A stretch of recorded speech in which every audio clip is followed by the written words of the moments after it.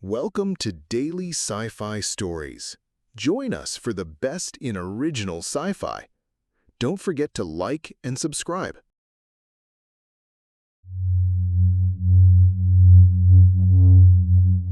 The air in the docking bay of Station Omega-7 smelled of burnt lubricant and recycled oxygen, a scent Davis knew all too well. His ship, the Galactic Prifter, was a rust bucket of a freighter, a testament to his fallen fortunes. A dent in its hull from a minor scrape with an asteroid belt was a constant nagging reminder of his dwindling credits. He checked the chronometer on his wrist. The cargo was secure, a shipment of auto parts for a mining colony on Kepler 472. The reactor hummed a low, reassuring note, and the fuel cells were topped off. Everything was ready for a pre-dawn departure. The only thing missing was a moment of peace. Davis, a man whose 6'4" frame was still built like a bulkhead, carried the weariness of 1,000 hyperspace jumps. His buzz cut was a faint memory of his time in the Solar Federation Marines. His once crisp uniform, now just a faded work jacket, hung on a hook by the airlock. The only thing that hadn't faded was the scar over his left eye, a jagged line from a shrapnel shard that served as a constant companion to his haunted memories. He decided to just go and have a couple of drinks at the cantina, a grimy hole in the wall named the Comet's Tail. He walked the familiar path, the metallic clang of his boots on the grated floors echoing in the empty corridors. The cantina was dimly lit, the holographic advertisements for various illicit goods flickering on the walls. The patrons were the usual mix of hard-luck spacers, grizzled mechanics, and a few suspicious-looking individuals who moved with the silent confidence of predators.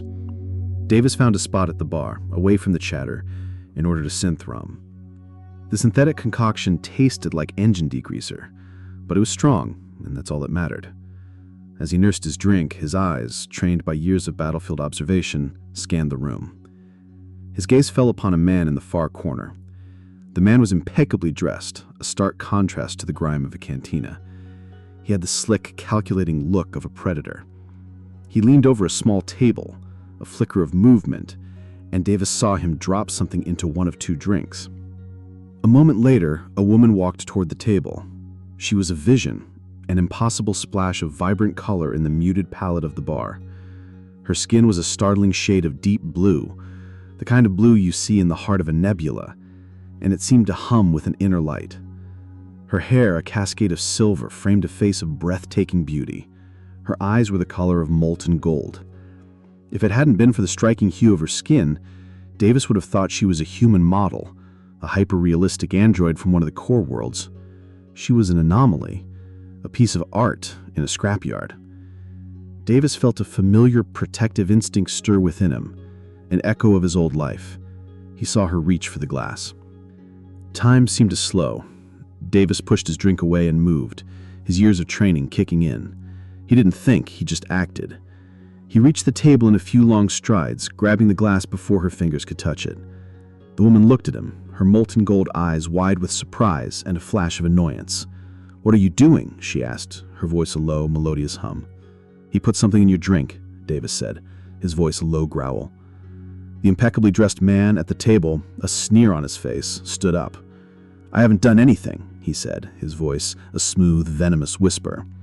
He had the face of a man who was used to getting his way, a face that belonged to the kind of person who owned things, including people. Davis looked at the man, then at the glass, then back at the man. "If you haven't done anything," Davis said, his voice as cold as the vacuum of space, "then drink it." The man's sneer faltered. He looked at the glass, then back at Davis. There was a flicker of fear in his eyes. He made a move as if to grab the glass, but Davis was faster. He tipped the glass, pouring the liquid directly into his mouth. The man gagged, his face contorting in an expression of pure horror. He clutched his throat, his eyes bulging. As he started to cough, a dry, rattling sound that seemed to shake the very foundations of the cantina, the beautiful woman's expression changed from annoyance to dawning horror. She stepped closer to Davis, her voice a hushed whisper. "He owns the crime gangs on this station," she said, the words heavy with new, urgent fear. "He'll have them both killed." Davis's heart hammered against his ribs. He had just gone from a simple down-on-his-luck howler to a man with a death sentence. Without a word, He grabbed her hand. The cold metallic grip of the synthrum glass was nothing compared to the warmth of her hand in his. They ran. They didn't stop to think. They just ran. They burst out of the cantina, ignoring the shocked stares of the patrons, and ran down the corridor towards the docking bays. "It is a far, far better thing that I do than I have ever done. It is a far, far better rest that I go to than I have ever known." The words from an old Terran classic, a quote Lyra had read on a data chip once, played through her mind. The irony wasn't lost on her. Her father, a man of power and reputation, had always told her she was too idealistic, too prone to seeing the good in people. Now she was relying on a stranger, a human, who had done what was right at the cost of his own safety. As they ran, a klaxon blared on the station's intercom system. A smooth, cold voice announced, "Security alert. All personnel, please be advised. A high-priority fugitive is on the loose. Do not engage. Report to nearest security checkpoint." The men had already put a price on their heads. They were running out of time. They rounded a corner, and Davis, breathing hard, pulled her to a stop. "My ship is this way," he said, gesturing towards the galactic drifter. Lyra stopped him. She looked at him, her golden eyes serious. "Is your ship really fast? Does it have shields and weapons?" she asked, her voice tinged with a desperate hope. Davis looked at the battered old freighter, the galactic drifter, a monument to his financial struggles. He sighed. "Not really," he admitted. "It's a hauler, built for cargo, not combat. Shields are a joke, and the only weapon is a rusty flare gun." A wave of hopelessness washed over him. He had just sentenced them both to a slow, brutal death. Lyra, however, didn't despair. A small, enigmatic smile touched her lips. "Then we're not going to your ship," she said, her grip on his hand tightening. She tugged him in the opposite direction, down a different corridor, towards a much more exclusive section of the docking bay, where the high rollers and corporate shuttles were parked. He didn't resist. He had nothing to lose. They arrived at the bay, and his jaw dropped. Parked in a private berth was a ship that was the antithesis of the galactic drifter. It was a sleek, silver vessel that seemed to be sculpted from pure moonlight. It had an almost predatory elegance. There were no visible gun ports, no heavy armor plating, nothing to suggest it was anything other than a luxury craft. It was silent, beautiful, and deadly. Lyra pulled him towards it, punching in a code on the airlock panel. The door hissed open. "Get in," she said, her voice a mix of urgency and command. As they ran up the ramp and into the cockpit, Davis saw the interior was just as advanced as the exterior. The consoles were sleek, the chairs were ergonomic, and the entire ship hummed with a quiet power. They strapped in just as the hangar doors slid open, and a dozen thugs, led by a menacing-looking brute with a cybernetic eye, came running in. Lyra slammed her hand down on a console. The ship's engines screamed to life, and the hangar doors began to close. A series of panels on the ship's hull slid open, revealing hidden gun ports and the gaping mouths of torpedo tubes. It was a wolf in sheep's clothing. Just as the thugs opened fire, the sleek silver ship shot through the narrowing gap of the hangar doors, a blur of motion, leaving the station's lights behind and plunging into the beautiful, terrifying darkness of space. The sleek silver ship, which Lyra later simply called the Stardust Serpent, shuddered violently as it broke the light barrier. The stars outside the main viewport, which had been streaks of white light, became a kaleidoscopic smear of color, then vanished entirely as the ship slipped into the serene, silent darkness of hyperspace. The cabin went from a maelstrom of screaming engines and G-force pressure to a quiet, humming void. Davis, unaccustomed to the kind of G-forces a ship like this could pull, felt a wave of nausea wash over him. He unbuckled his harness, his hands shaking, and stumbled to a nearby wall. The air in here, unlike the recycled grime of the station, was clean, cool, and smelled faintly of ozone and something floral, a scent he couldn't place. He looked at Lyra. She was sitting calmly in the pilot's chair, her hands resting lightly on the controls, her expression serene, as if she had just parked her car in a residential driveway. He was a man who had seen his fair share of action, but this was a whole new level of out of his depth. He finally found his voice, a low, rasping sound. "Who are you?" The question hung in the air, weighted with everything that had just happened. The cantina, the drug, the chase, the escape. Lyra turned to him, her golden eyes meeting his.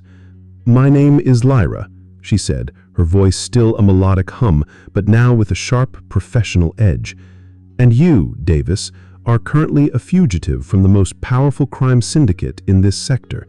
You have also just saved my life, for which I am grateful." Her words were precise, almost formal. "Grateful?" Davis scoffed, running a hand through his hair.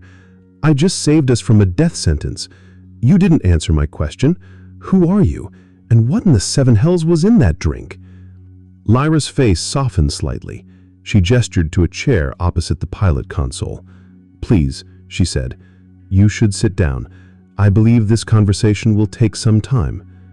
Davis slumped into the chair. It was ridiculously comfortable, a contrast to the metal bucket seats in the drifter. He took a moment to breathe, to let his mind catch up with his body. The silence in the cabin was broken only by the low hum of the ship's reactor. The man's name is Silas Vex. He is what you would call an information broker, a man who sells secrets and people. He saw me as a valuable asset. The drink? It wasn't poison. It was a fast-acting neural inhibitor. It would have made me docile, a prisoner in my own mind, easy to transport and sell to the highest bidder. The cold, mechanical way she said it sent a shiver down Davis's spine. He had seen what a neural inhibitor could do in the war. It turned a man into a living doll, a puppet on a string. "And the highest bidder?" he asked, his voice low. Lyra shook her head. "A faction from the outer reaches, a group that deals in exotic specimens and technologies. To them, I would have been just a new toy." She paused, her eyes looking into the infinite, starless void of hyperspace. "My people, we are a highly isolated species. We are not diplomats or soldiers. We are something else. My presence on that station was for a very specific purpose, a purpose that Vex discovered and tried to exploit. He knew I was alone, and he saw an opportunity." Davis finally understood. Lyra wasn't just a beautiful alien woman. She was a prize, a rare, valuable creature. And he had just stolen her from a man who considered her his property. "So, you're on the run. And now I'm on the run with you," he said, the reality of the situation settling in. Lyra nodded. "Precisely. But you must understand, the needs of the many outweigh the needs of the few. My freedom, my mission, is more important than the safety of a single individual."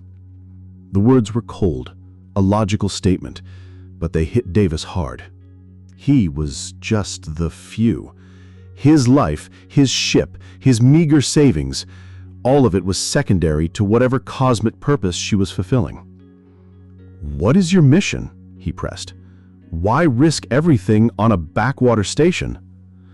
Lyra hesitated.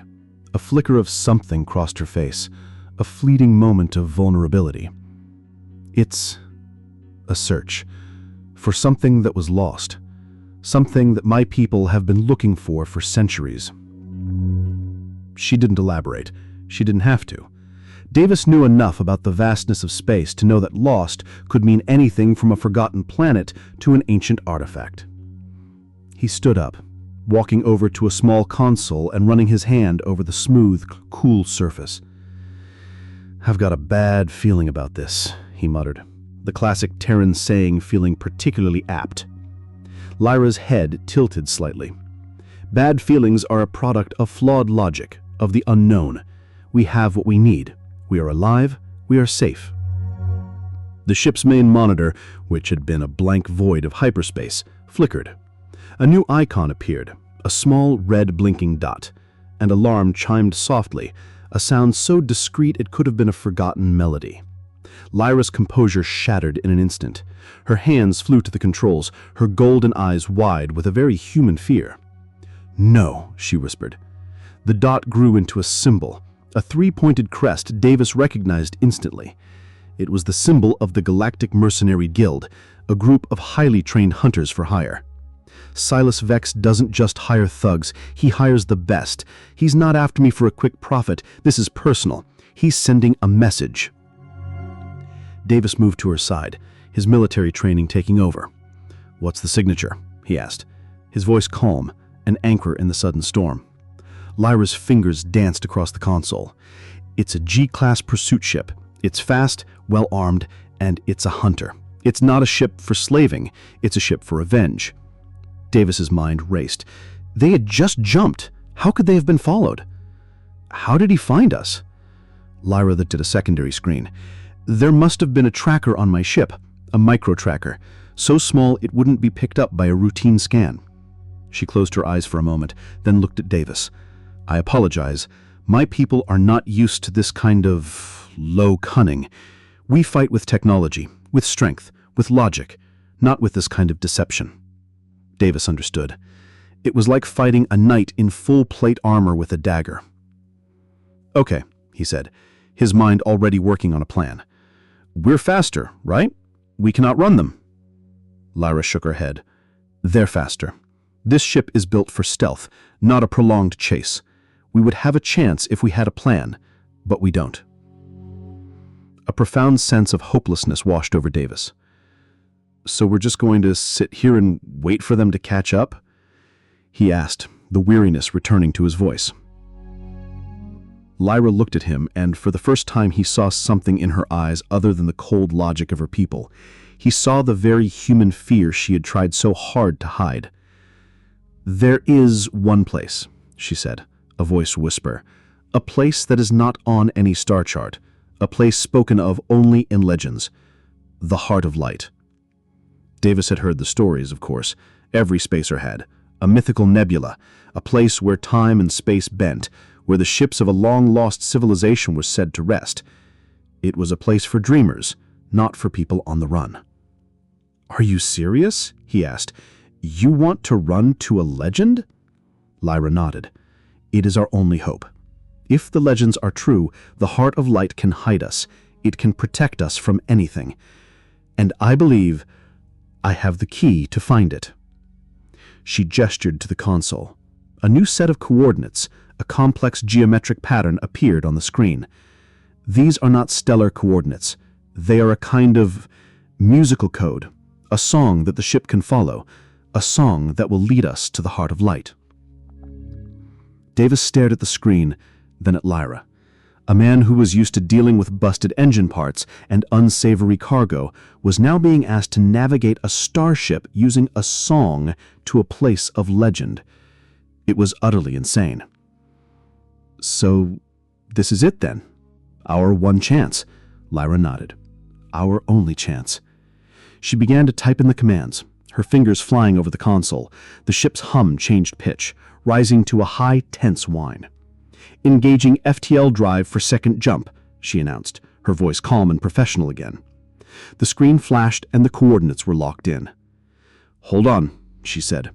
The ship began to shake, a violent, bone-rattling shudder that was 1,000 times worse than the first jump. It felt like the ship was being torn apart. The lights flickered, and the hum of the reactor died down to a low groaning sound. "The jump, it's not stable." Lyra's voice was strained, filled with a new, panicked urgency.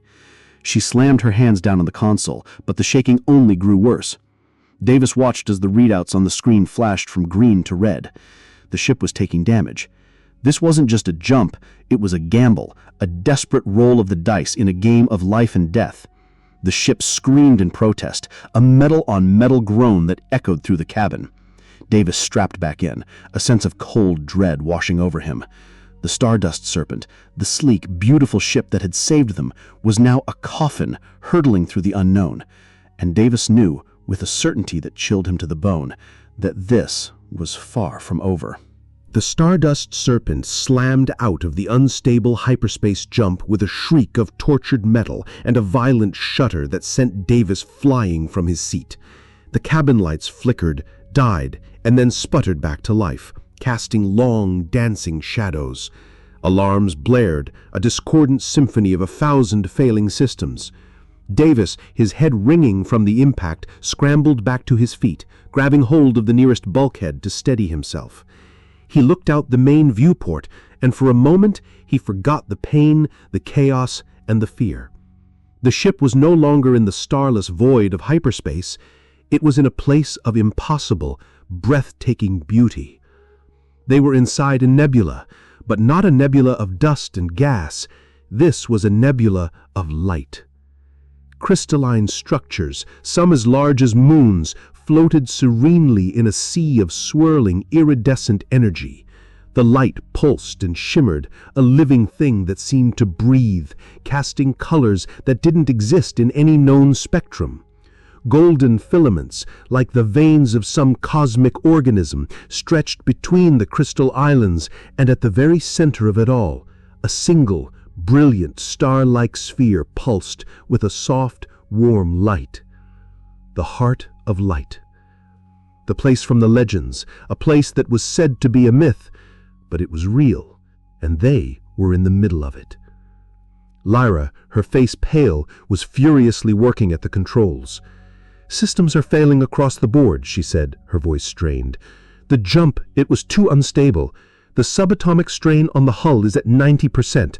Reactor core is leaking. We're a dead ship." Davis moved to her side, his eyes scanning the damage reports flashing across the screen. He saw the grim truth in the readouts. The Stardust Serpent, a marvel of alien engineering, was crippled. Its sleek, silent form was now a fragile shell, a piece of broken glass. His old hauler, the Galactic Drifter, might have been slow and ugly, but it was built to withstand a beating. This ship was not. It was a racehorse in a demolition derby. Lyra looked at him, her face pale. "We're trapped," she said, the realization hitting her like a physical blow. "The nebula's energy signature is too chaotic for another jump. We can't escape, and we can't run. We have to fix the ship." Davis, a man whose entire life had been about fixing things, felt a strange sense of calm descend upon him. He was no longer a hapless fugitive. He was a mechanic. "Okay," he said, his voice firm and steady. "What's the priority? Power? Life support? Shields?" Lyra shook her head. "All of them. The reactor core is the most critical. If it goes, the entire ship goes. I can try to reroute the power, but I don't know the human technology. The ship's internal systems, the power conduits, they are failing. I can't read them. It's a different kind of failure than my people are used to." Davis understood. It was like a doctor trying to fix a medieval clock. He was the one with the dirty hands, the grease-stained rags, and the knowledge of broken things. He was the one who could make them whole again. He knelt down and began to open a panel on the floor, revealing a snarl of cables and sparking circuits. "Tell me what's wrong with the core." Lyra's eyes, now filled with a glimmer of hope, flashed back to the screen. "There's an energy leak in the primary containment field. The surge from the jump must have ruptured a subatomic seal. I can't access it remotely. It's a physical repair." Davis grabbed a toolbox, a battered, old thing from his own ship that contained a lifetime of spacer ingenuity. He pulled out a pair of insulated gloves. "Tell me where to go." As he moved through the ship's corridors, the beautiful alien design of the interior was now a scene of destruction. Panels were ripped from the walls, sparks flew from severed cables, and the low rhythmic hum of the ship was replaced by the groaning of stressed metal. He found the access hatch to the reactor core, a circular door that hummed with contained energy. He looked back at Lyra through an internal monitor. "Ready?" he asked. She nodded, and the door hissed open. The heat that rushed out was intense, and the air was thick with the scent of ozone. The reactor core was a pulsating sphere of blue energy held in place by a series of glowing filaments. One of the filaments, a smaller one at the base, was flickering. Its light was unstable. He saw the source of the leak, the tiny fissure in the containment field, a crack so small it was almost invisible. He would have to patch it. He would have to touch a raw, contained explosion. "In my experience," Davis muttered to himself, the words of a long-dead Jedi master coming to his mind, "there is no such thing as luck." He took a deep breath and reached out, his gloved hand moving towards the fissure. He had to be fast. One wrong move and the containment field would fail and they would both be incinerated. "He needs something that will hold the energy," Lyra said through the comms. "It's a quantum field. It needs a quantum-resistant seal." Davis cursed under his breath. He was a mechanic, not a physicist. He looked at his toolbox, at the collection of spanners and wrenches and welding tools. And then he saw it. A small, metallic shard. An ancient, alien piece of tech he had found in a junkyard years ago. He had kept it, a strange habit he had of picking up broken things and never being able to throw them away. "I think I have an idea," he said, his voice filled with a new, urgent hope. He pulled out the shard. It was a fragment of something, a piece of a larger puzzle. He held it up to the light, and it seemed to hum with a quiet energy, a power that was far older than any technology he had ever seen. He had an idea. He would use it to patch the containment field. He had nothing else. He pressed the shard against the fissure. For a terrifying second, nothing happened. Then the shard glowed with an intense white light, and the fissure sealed itself shut. The light from the crack vanished entirely. The filament stopped flickering, and the reactor core's hum returned to its steady, rhythmic thrum. The alarms silenced themselves. Davis, breathing hard, backed away from the core. "It worked," he said, the words a mix of shock and relief. The quantum field, it recognized the shard as a part of its own. It's stable. The reactor is back online. Lyra's voice, filled with a new, profound sense of wonder, came over the comms. "You did it, Davis. You fixed the heart of the ship." But their moment of triumph was short-lived. A new alarm began to sound, a single, insistent chime. The main viewport, which had been filled with the beautiful colors of the nebula, now showed something else. Floating in the distance, just at the edge of the crystalline nebula, was the G-class pursuit ship from the Mercenary Guild. They had found them. "They can't get in," Lyra said, her voice tense. "The energy of the nebula, it's a natural shield. Their FTL drives would be torn apart." But Davis saw something else. Smaller craft, sleek, black drones, were detaching from the larger ship. "They're not trying to get in," he said, his voice grim. "They're sending probes. They want to map the nebula. They want to find a way in." Lyra's face was a mask of cold fury. "They won't get through the defense grid." Suddenly, the crystal structures around them began to hum. A low, resonant sound filled the air, and the glowing filaments that connected the islands began to pulse with a rapid, staccato rhythm. Ancient defense systems. The nebula was alive. The drones from the mercenary ship were firing, their lasers a rain of red light against the nebula's iridescent energy. The crystal structures fired back, their own beams of pure white energy slicing through the void. The battle was a silent, beautiful light show, a cosmic dance of death. The drones began to fall, their shattered remains scattering in the brilliant light. But a few of them, more advanced than the others, broke through. They were small, fast, and agile, their purpose not to attack, but to scan. "They're not armed," Lyra said, her voice a mix of confusion and alarm. "They're just gathering data." Davis's heart sank. Silas wasn't a brute. He was a tactician. He knew he couldn't get in, but he could learn. And once he learned the secrets of the Heart of Light, he would find a way to get to them. He would find a way to get his property back. "We need to stop them," Davis said. Lyra nodded. "There's a way. The song. It's not just a set of coordinates, it's a key, a harmonic frequency that can shut down the defense grid and disrupt their sensors. But it needs a focal point. She looked at him, her golden eyes locking with his. The shard. The one you use to fix the reactor. It's not just a piece of technology, it's a tuning fork. It can be used to broadcast the harmonic. Davis pulled the shard from his pocket. It felt warm to the touch, and it seemed to pulse with a low, rhythmic beat, as if in time with his own heart. He looked at the main console. A series of access ports were clearly visible. Lyra gave him instructions. He would have to connect the shard to the main computer, and she would then broadcast the song. The drones, sensing the broadcast, began to converge on the Stardust Serpent, their sensors now locked on to the source of the harmonic. They were a swarm of angry, buzzing hornets. Davis, his hands shaking slightly, plugged the shard into the port. A wave of energy, cold and electric, surged through his arm. He grit his teeth, ignoring the pain. Lyra's voice came over the comms, a clear, beautiful sound that was not a language, but a melody, a song, the song of the heart of light. The song filled the cabin, a beautiful, alien sound that seemed to hum in every cell of his body. The drones, as if struck by an invisible hand, froze in midair.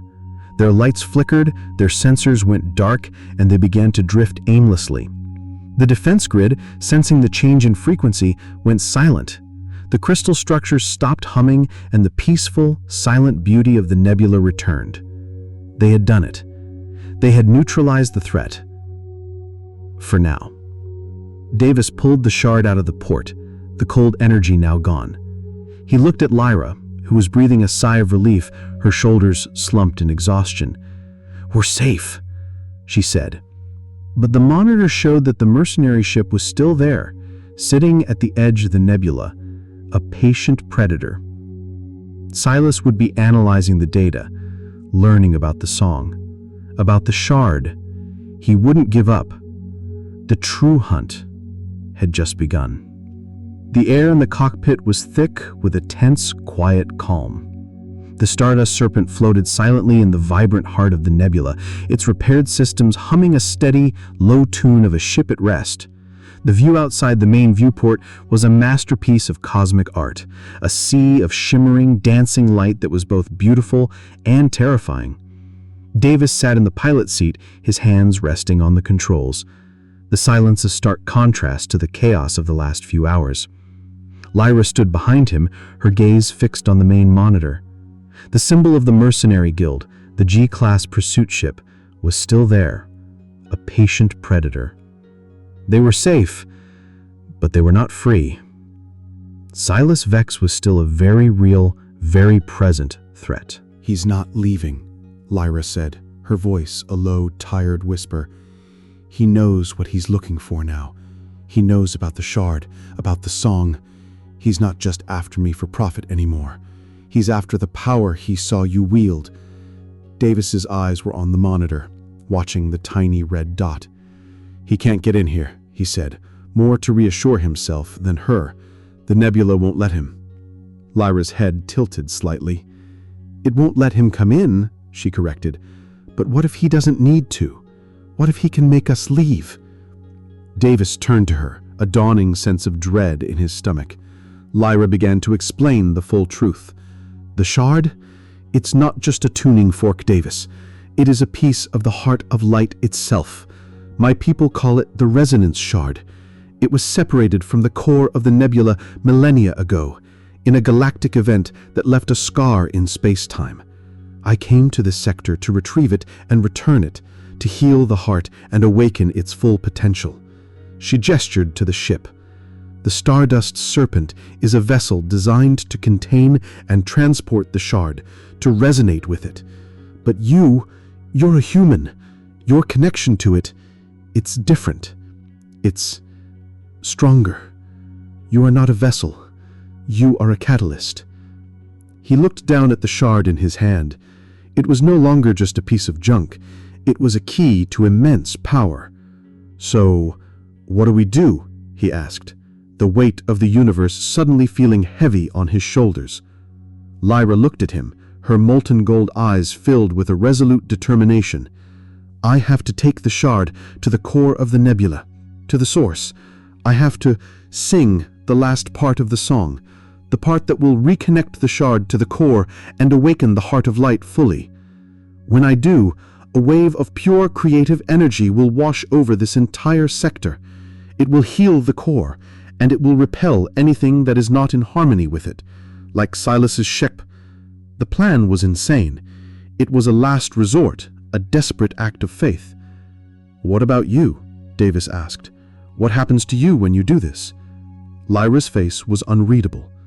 "I become a part of the song," she said, simply, "a part of the heart of light. I will have fulfilled my purpose." A sudden blare from the ship's alarm system cut through the tense quiet. The monitor showed a new energy signature. It was not a weapon. It was a single, large object, a massive sphere of pulsating light that had been deployed from Silas's ship. "What is that?" Davis asked, his voice low. Lyra's eyes widened in horror. "A gravity anchor," she whispered, her voice filled with disbelief.